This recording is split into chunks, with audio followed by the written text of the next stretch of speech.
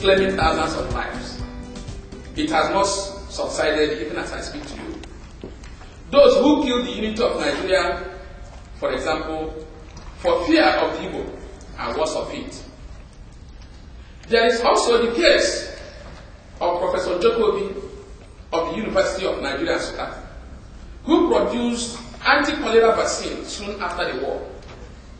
His effort was reduced to ethnic debate, probably because it was not expected that such a feat could come from a rebel approach. Professor Jacobi simply sold his patent to America. Today, Nigeria controls the fourth anti-cholera vaccines discovered by Jacobi, which is costing Nigeria billions of dollars. Wealth is the way forward. How do we rebrand Igbo? I have done a paper that I will give to you. But let me return to the issue of stereotyping for a moment. When other ethnic groups try to give us negative stereotyping, they are really trying to induce our obsolescence. That effort translates to what we call our marginalization. They paint us black to justify their oppression. Professor Nnoli, in his work, Ethnic Politics in Nigeria, did some important job there. I've already done that for you. I have said, what do we do? You will get this paper. In my paper presented at Igbo Summit, titled Ahamefre, the recovery of our manifest destiny, which I presented in Owerri in 2005. That summit was 100% financed by His Excellency Chief Dr. Chikudemwa.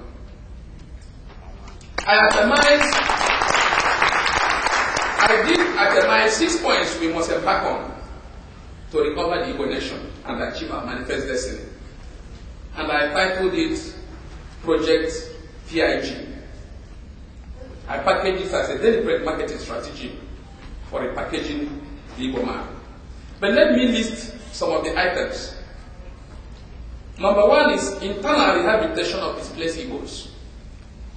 If we are talking about marginalization, there are Igbos that have been internally marginalized, internally almost wiped out. And everybody will close their mouth. You call their brother Nosu. You have marginalized him.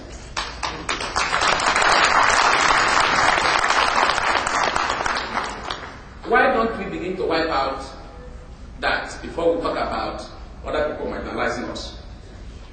I have looked at issue of security within the Nigerian state. Number 3 is economic partnership of Igbo states for massive job creation. I will dwell on that. Systematic rejection of men of less integrity at polls.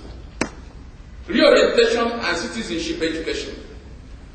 And cultivation of Igbo outside the Southeast. And I may even add a 7th point, which is cultural revival. For want of time, permit me to just elaborate on issues of leadership. Because as Achebe has continued to lament, the problem with Nigeria is failure of leadership. That is equally true of Igbo. We must grow and develop the right leadership. In my view, the Igbo leadership for the 21st century must be informed, transparent and honest.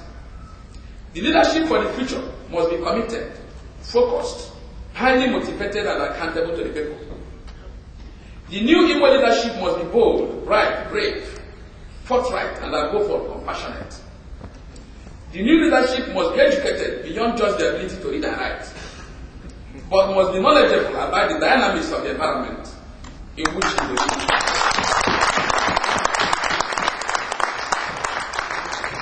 In other words, we need to put our intellectual class to work in the field of political leadership and economic emancipation.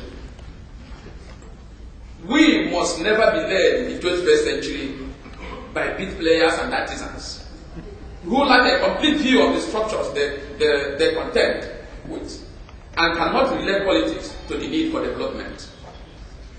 We must return to our age-long value of hard work, moderation and delayed gratification. Our youths are now too much in a hurry to make it. Thus, many of them are into crime. If we revere hard work, then we must never worship sudden and unexplained wealth or countenance the ostentation that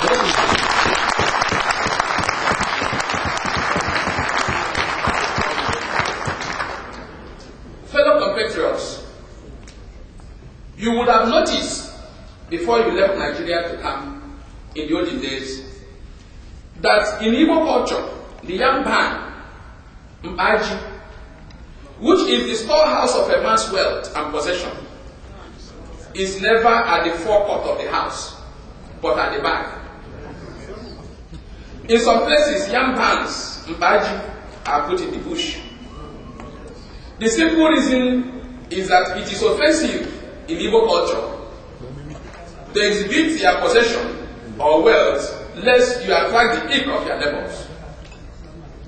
But today, an Igbo youngster who can boast of ₦1 million in his bank account makes the noise of 50 million to the irritation of his competitors who are probably richer than he is.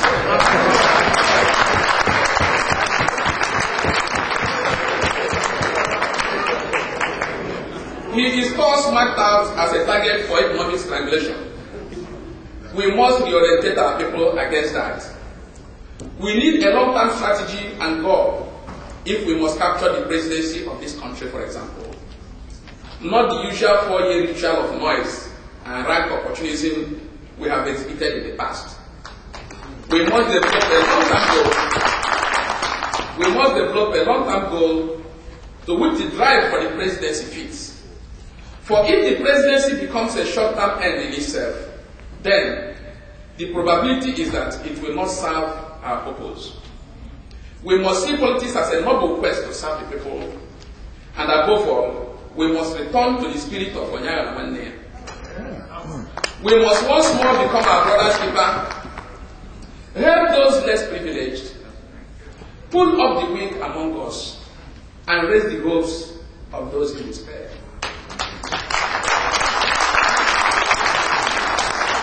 That was how Igbo did it in the past.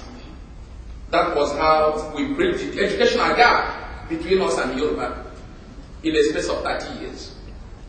We can do it again. It will work for us.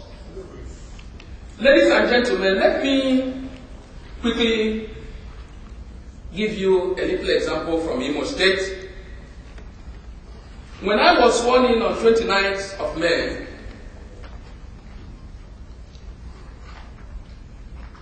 and became the 13th governor of Imo State, I set up a 160-member transition committee. People were shouting Blue Mother. I told them I have a vision. I came into government with a document which I distributed to every electorate. In fact, among those who ran for election, I was the only man that had something to offer the people. This document is still outside, titled The Man and His Vision, a 13-point agenda for the development of Imo State. It's outside here, you can read it.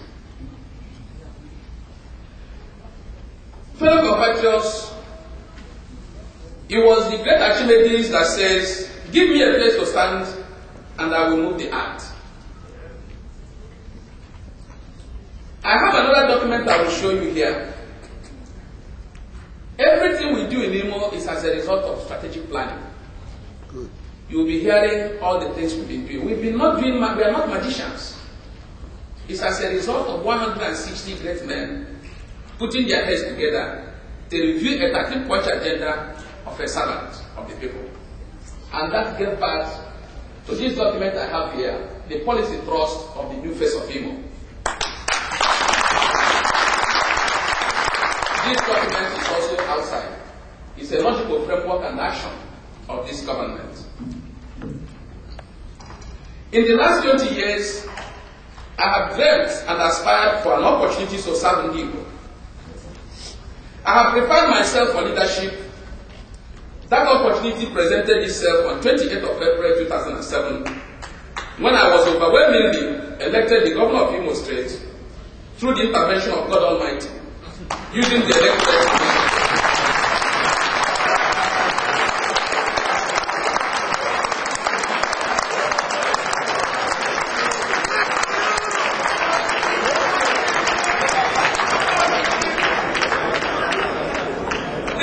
I said to myself was that this is the time to walk the talk, the time to walk the talk.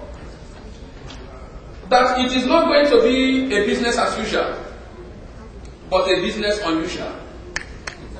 In my acceptance speech on Sunday, 29th of April 2007, which I brought the copies for all of you to take, I told the people of Imo State that I shall run an open, responsible and responsive government anchored on the highest ethical standards and holding myself accountable to the people of Imo State.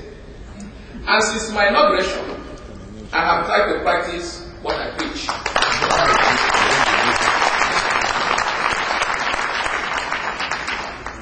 Could you stop distributing that thing until I finish? Okay? It's going to distract people's attention. Thank you, sir. We are here for something important. Yes. The first thing I did was to bring together people of like minds, many of whom are people who look me in the face and argue with me. I came to America and knelt down and took 7 great leaders to Imo State. As I talk to you, the Honorable Commissioner for Petroleum and Environment, a director of World Igbo Congress, is serving in my government.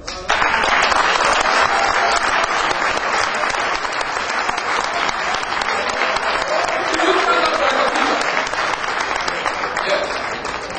That's him, Dr. Agowa, a first-class environmentalist. I also took a great economics and financial wizard to be the economic advisor of Imo State, a CPA, in the name of Chokwe.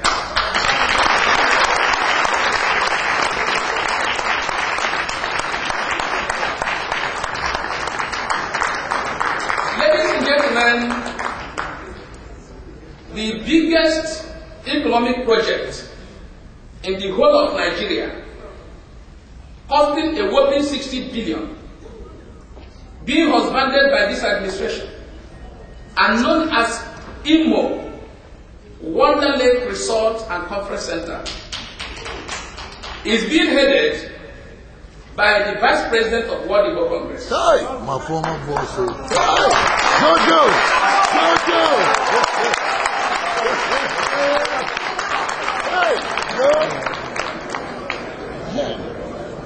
The head of administration of my government, I have also taken from you our first dilemma, a lady, a first-class administrator who came from Washington, D.C.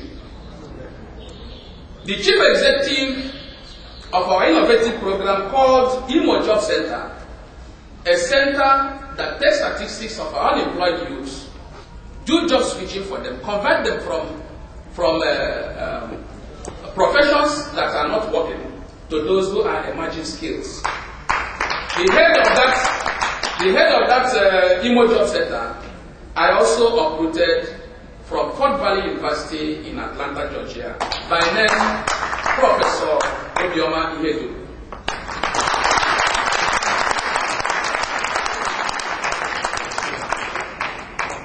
Another critical position we offered you is Imo trade representative in the United States, being headed by an ebullient industrialist here, Dr. Kevin and Dr. Amma, who has been here since 1974.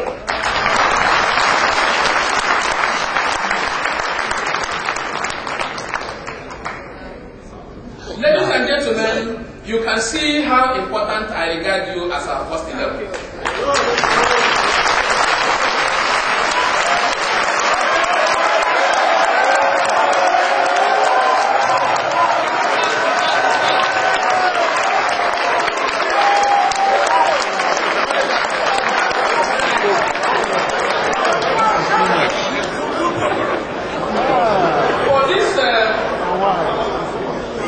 For this wonderful appreciation, I can assure you that in the next couple of weeks, you will have other appointments from my government.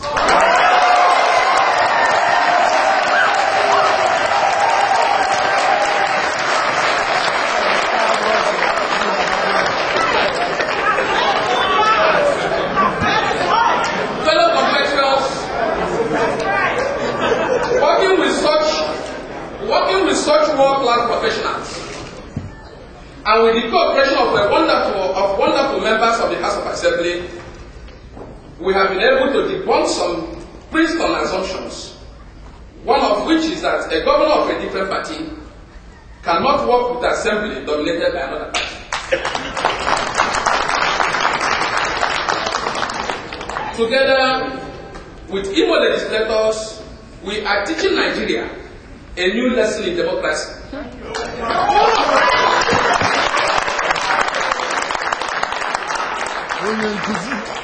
We are setting a new example of executive legislature understanding and inter-party cooperation. And our partnership is working and working properly. The motivating force for the course the Imo State Assembly and I have decided to chart is the happiness of the people of Imo State. The leadership, the Imo State Assembly and myself have decided to put in place is that which puts Imo people above partisan politics. We have therefore embarked on a paradigm shift. From the old politics of politics' sake, we have embarked on a total transformation of the state through attitudinal change and value orientation. We have encapsulated all of this into a brand called the New Face of Imo.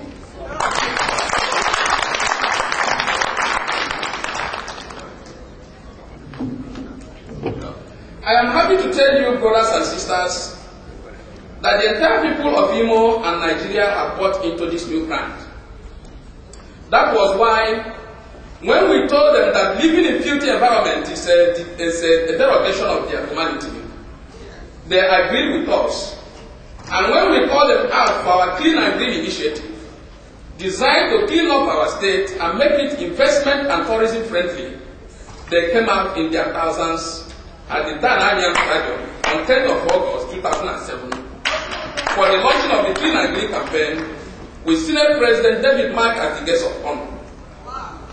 We have in the last 2 months moved over 200,000 metric tons of refuse that accumulated in the past 15 years. We have dismantled over 3,000 unsightly signboards in Owerri metropolis alone. The Lagos state government is now copying us and has started dismantling billboards all over Lagos.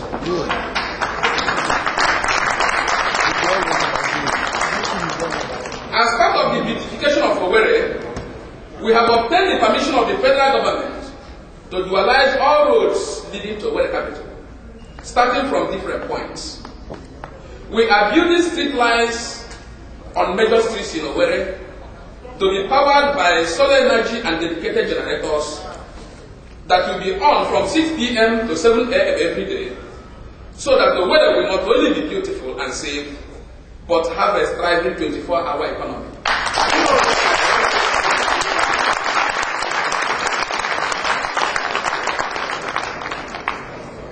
We are planting over 3 million trees. So that in the next 10 years, my ambition is to drive through the canopy of trees to visit my relations in the world.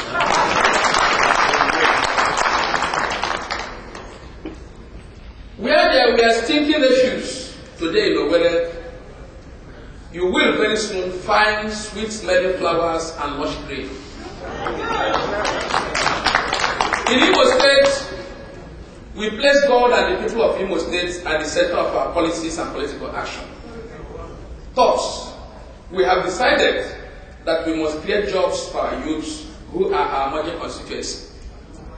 We have therefore created a job center to collect data about the qualifications and competencies of our job seekers so that we can plan for them and, where necessary, help them acquire skills for job switching.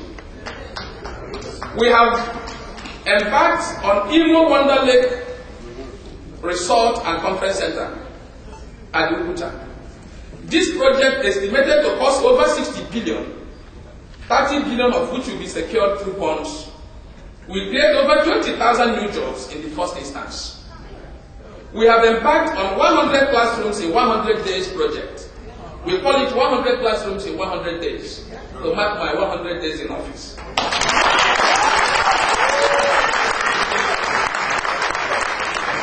These classrooms are scattered in all the 27 local governments, and they all come with UNICEF VIP toilets.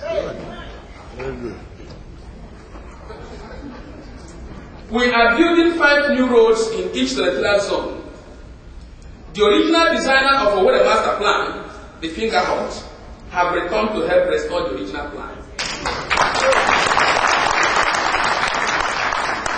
They have been briefed by my government to go ahead and design a master plan for Kigwe, Uguta, and Obo. They are also to design the master plan for Badaba Lake, the rolling hills, and Live of Monkey Colony. Ladies and gentlemen, there are many things we are doing that I need not bore you with.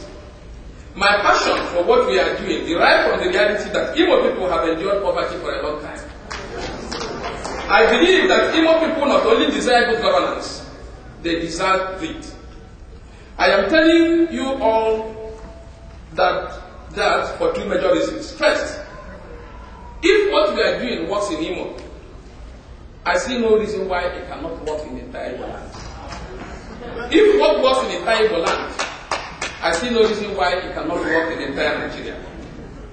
Secondly, we are offering you, our brothers in diaspora, an opportunity to buy into our vision and embrace one of our critical programs called CHID, Come Home and Invest.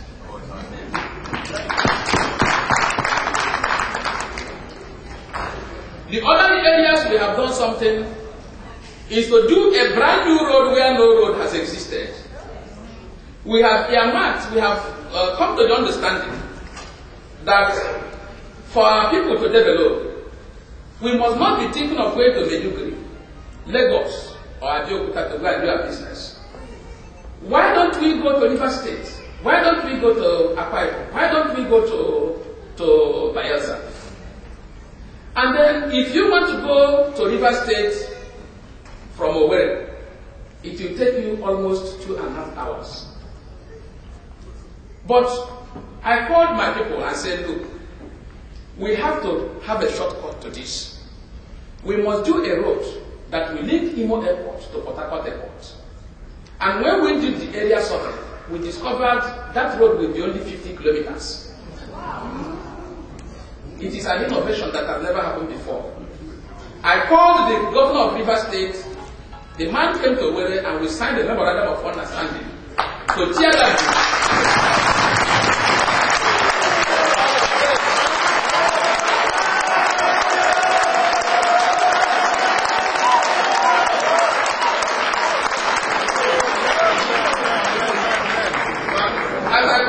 Today, not only the 2 governments have agreed to undertake this road, I have been able to get this road into 2008 NDDC project.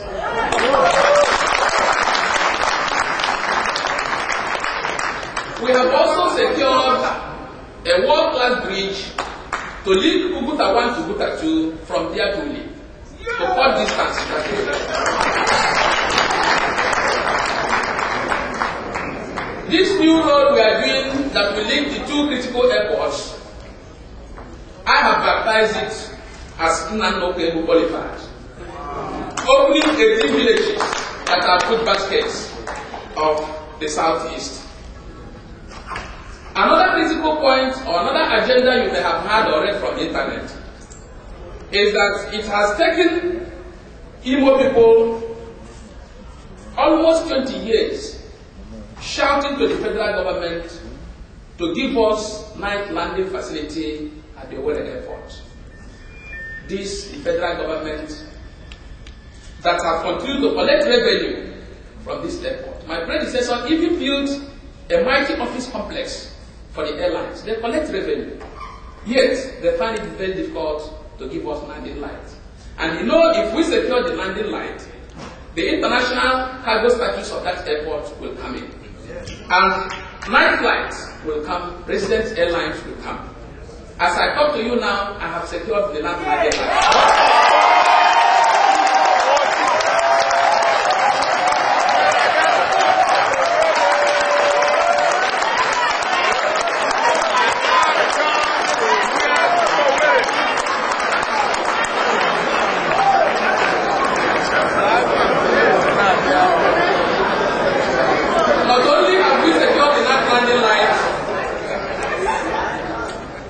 To make the airport safer, we have last week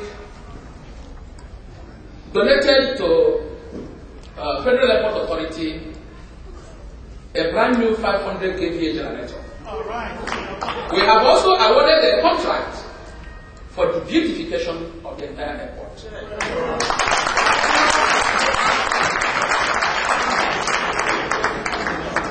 In the area of investment strategy,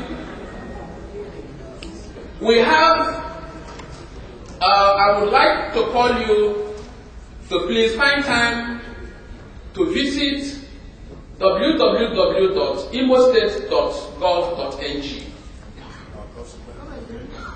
www.imostate.gov.ng. You will be able to see exactly what we are doing. We have investment CDs. Those of you who are interested in inviting your partners will be able to give you the investment CDs. We have packaged our investment potential in CDs.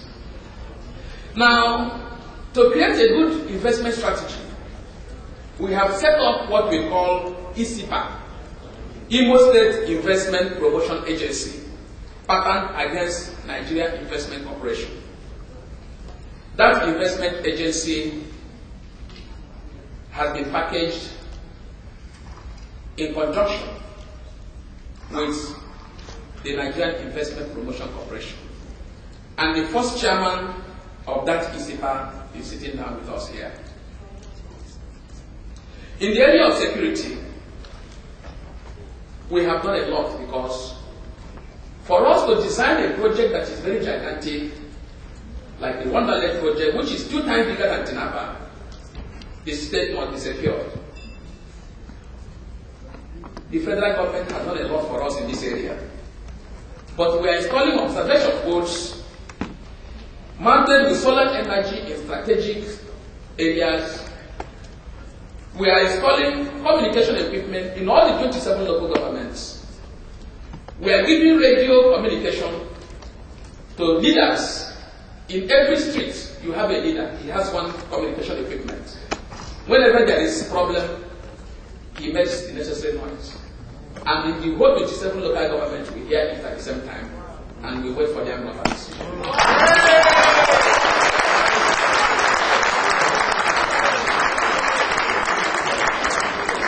You also are aware that I made a radio announcement, a radio and television announcement, inviting all the robbers in Imo State and beyond to come and drop their arms and get rewarded. As I talk to you now, we have secured more than 150 ammunition surrendered to me by armed robbers.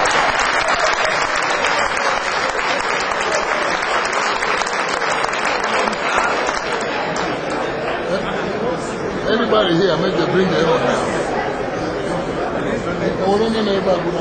Your Excellencies, distinguished ladies and gentlemen, fellow participants, We have designed also for Imo people 3 model secondary schools, each to be sited in one territorial zone. These secondary schools are to be very, very unique and designed to produce future Igbo leaders. They have everything, and the faculty is receiving special training by now. As I talk to you, the Microsoft has donated the Imo State government a free e-government, which I will be receiving from Seattle next week. Ladies and gentlemen, in the area of sports, which my brother has mentioned a lot, we have decided that we go back to our football. Igbo man, if you look at Mbokete, Igbo man dance is that of power, any by any. And that is why we excel in the area of football. To make sure that we go back to basics, my government have recruited a world-class foreign coach who has just returned in Owerri.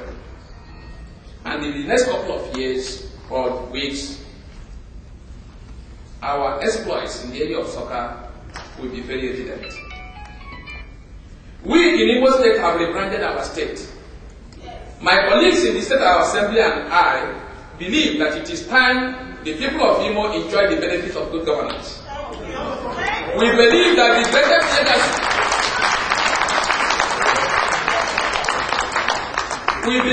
greatest legacy we can leave for posterity is to show that we as Igbo are once more capable of doing great things. That we are capable of running honest, transparent, and accountable government that places the people first. That it is our manifest destiny to bring our people out of poverty. As I speak to you today, my brothers and sisters, I am reminded and inspired by the words of James Baldwin. I quote, "There is never a better time in the future in which we will work out our salvation. The challenge is in the moment. The time is always now." Fellow compatriots, we in Imo State have embraced the golden opportunity the moment has offered us. Confident in salvation of our people from poverty, from second-class citizenship in the land of their great fathers, from alienation and subjugation in their country, because we know that Imo is in the hands of God. Let me end this address by making an attempt today to propose a brand new vision for Igbo.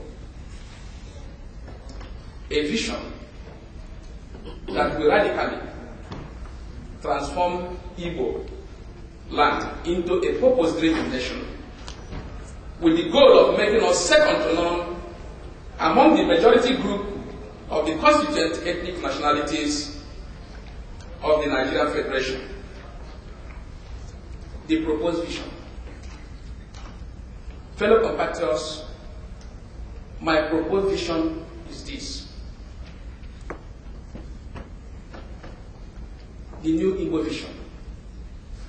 To knit together the atomized components of the micro-ethnicities that constitute the Igbo nation, the states, towards the goal of a fructifying, homogeneous, and irredentist common cultural identity, distinct and co-equal with other competing cultures that constitute the melting point of Nigeria's culture, working in synergy to induce capital formation, radiate and disseminate the creative genius of our people, to transform us into a great oriental power, not in terms of territorial expansion or acquisition, but in the fecundity of ideas.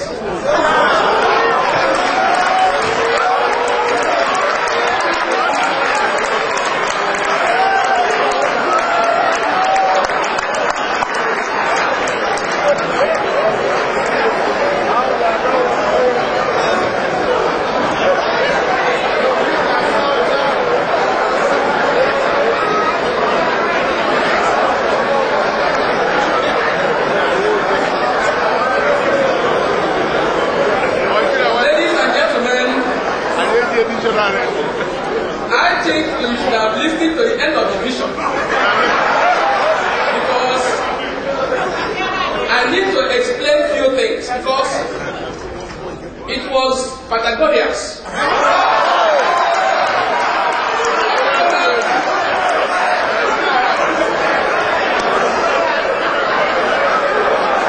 Ladies and gentlemen,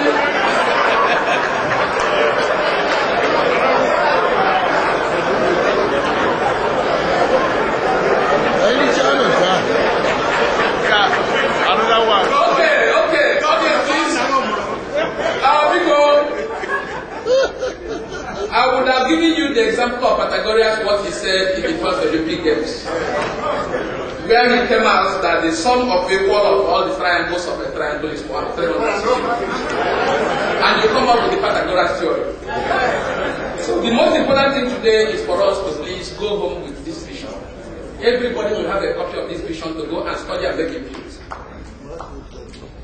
I said the vision is to knit together the atomized components of the microethnicities that constitute the Igbo nation together. The goal of fortifying homogeneous and irredentist common cultural identity, distinct and co-equal with competing cultures, that constitute the melting pot of Nigeria's culture, working in synergy to induce familial formation, radiate and disseminate the creative genius of our people, to transform us into a great Oriental power, not in terms of territorial expansion or acquisition, but in the fecundity of ideas that will help us develop and propel us into the mainstream of 21st century of industrialized states.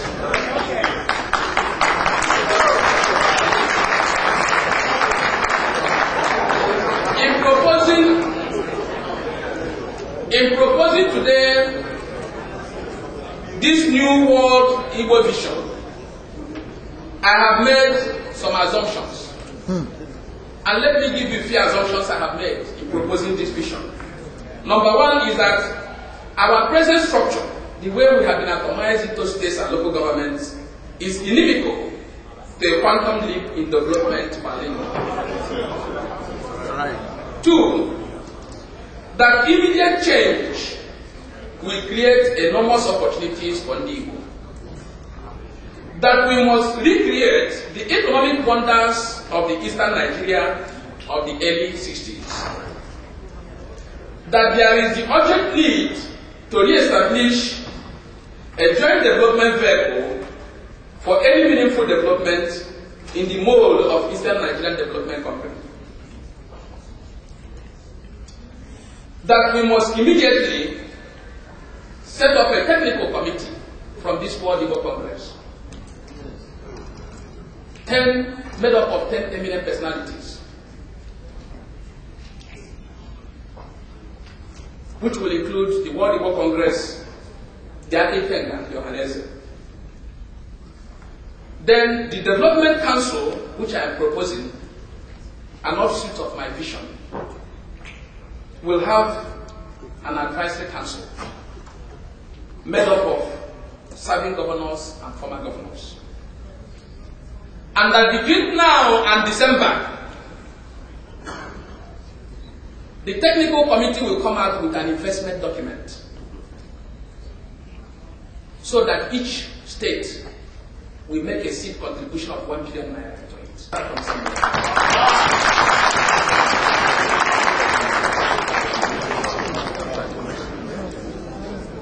By December this year, the technical committee will meet the advisory council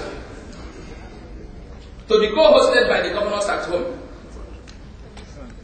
to review the document to be produced by the technical committee, review the World Igbo Congress Vision 2020, and come out with a policy trust document which will be reviewed with a logical framework. That we must begin to look for a place in Igbo land that will give us a minimum of 100 hectares of land, which I have discovered is around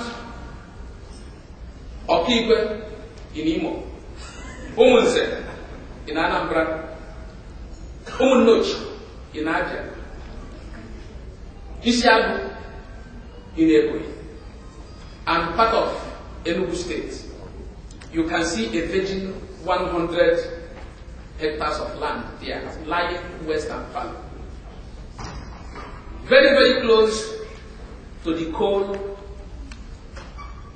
mines.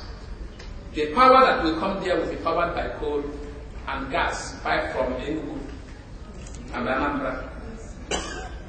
We will design a mega city for all of us, an industrial complex where a minimum of 300 manufacturing companies will come to Adigbo.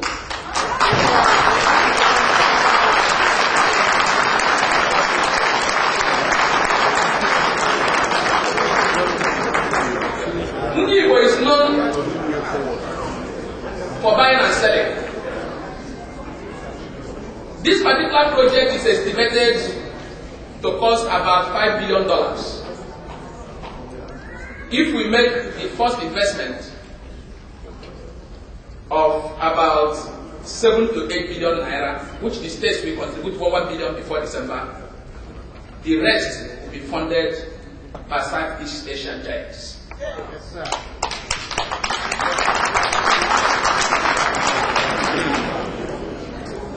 Immediately we finish the review of this document by December,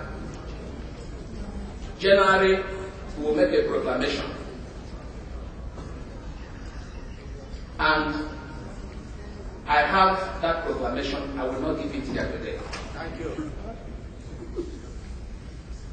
We must do more doing now than talking. Thank you.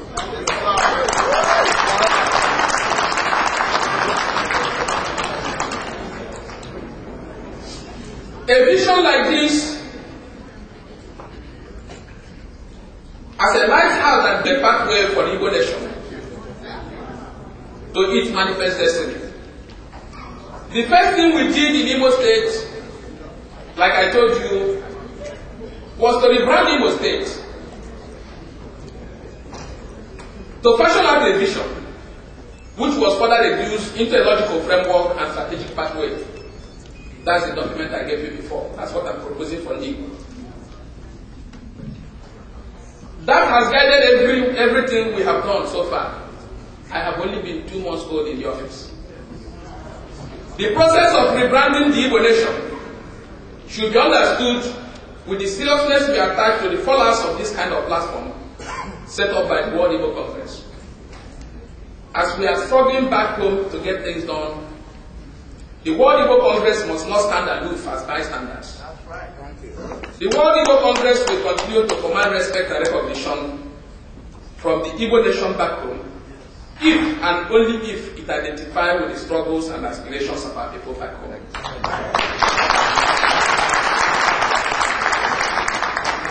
Today, fellow compatriots, we stand on the threshold of new and exciting times. The political leadership and destiny of Ndigbo are now in the hands of a new generation to make or mar. If we fail, we will not be able to say it is because our leaders deceived us or lied against us. If we fail, it's not going to be because others are marginalizing us. It will be because we ourselves have proved unfit as vessels for the manifestation of God's power to change the life of our people. But such a failure will not be the end of Ndigbo. A new generation will rise to mock and discredit us, and God willing, help to fulfill the hopes and aspirations of the Igbo nation. This is an unalterable law of the universe, so eloquently expressed by Christopher Ohakim, our own son, in his poem titled The Past Thunder. I quote, "An old star departs, leaves us here on the shore, gazing heavenwards, for a new star appearing. The new star appears, foreshadowing its going before the going, and coming that goes on forever unquote." Here today, we burn and consign to the dustbin of history the memory of guilty legacy of the Civil War, which I have proved today that is wrong. So that unbound and set free, we may pursue the Igbo dream. And what is that dream? I have a dream of Igbo cultural renaissance. I have a dream of the restoration of Igbo, the industrial might and entrepreneurship. I have a dream of the renewal of the Igbo commitment to hard work and unremitting toil. I have a dream that one day soon, the undeniable contribution of Ndi Igbo to the Nigerian Commonwealth will be recognized and rewarded with the prized political office of the presidency.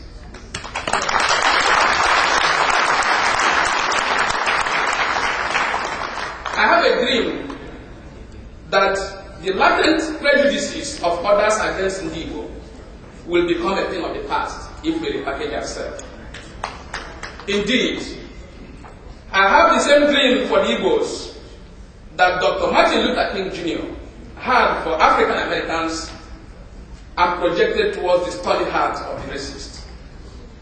Said he, I quote, "I have a dream that one day the heart of injustice and oppression will be transformed into an oasis of freedom and justice. And if America is to be a great nation, this must become true," unquote. And I say to you today, fellow compatriots in Igbo, this must also become true for Igbo. Because Igbo land today is in the hands of God. Thank you.